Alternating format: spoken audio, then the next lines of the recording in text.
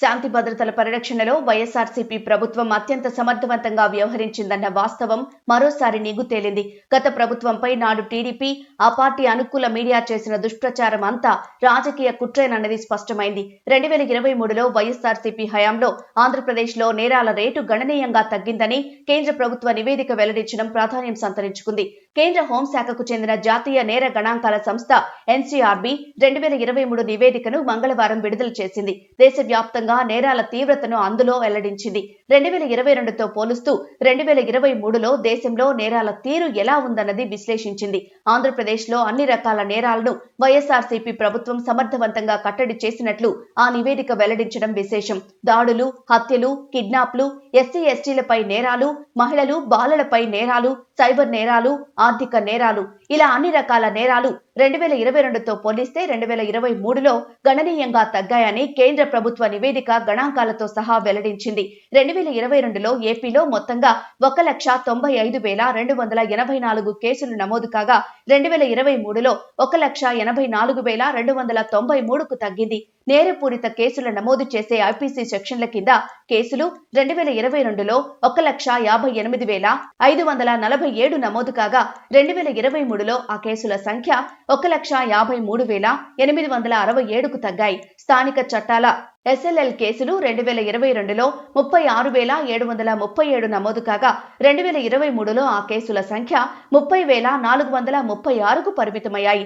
దేశంలో 2022లో మొత్తం 58,24,946 కేసులు చోటు చేసుకున్నాయి. వాటిలో ఐపీసీ సెక్షన్ల కింద నేరాలు 35,61,379 ఉండగా ఎస్ఎల్ఎల్ నేరాలు 22,63,567 ఉన్నాయి. 2023లో దేశంలో మొత్తం నేరాల సంఖ్య 62,41,569కు పెరిగాయి.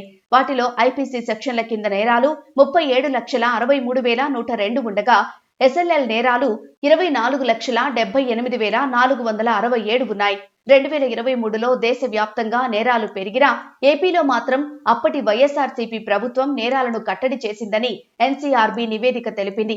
2024 ఎన్నికల్లో ప్రజలను తప్పుదారి పట్టించేందుకు టీడీపీ, జనసేన, బీజేపీ నాడు వైఎస్ఆర్సీపీ ప్రభుత్వంపై చేసిన ఆరోపణలన్నీ అసత్య ప్రచారమేనని ఆ నివేదిక గణాంకాల సాక్షిగా వెల్లడైంది. ప్రధానంగా 34,000 మంది మహిళలు, బాలికలు కిడ్నాప్ అయ్యారని జనసేన అధ్యక్షుడు, ప్రస్తుతం డిప్యూటీ సీఎం పవన్ కళ్యాణ్ గతంలో చేసిన విమర్శలన్నీ పూర్తిగా అవాస్తవమేనని కేంద్ర హోంశాఖ నివేదిక విస్పష్టంగా ప్రకటించింది. నేరాలకు పాల్పడిన వారిపై కఠిన చర్యలు తీసుకుని సత్వరం శిక్షలు పడేలా చేయడంలో కూడా వైఎస్ఆర్సీపీ ప్రభుత్వం సమర్థవంతంగా వ్యవహరించిందని నివేదిక వెల్లడించింది. 2022లో దేశవ్యాప్తంగా ఆర్థిక నేరాలు, సైబర్ నేరాలు పెరిగినా ఏపీలో వైఎస్ఆర్సీపీ ప్రభుత్వం తన సమర్థ పనితీరుతో నేరాలను నియంత్రించడం గమనార్హం. నేరాలను కట్టడి చేయడమే కాదు, నేరాలకు పాల్పడిన వారిపై కఠిన చర్యలు తీసుకోవడంలోనూ మెరుగైన భూమిక పోషించింది.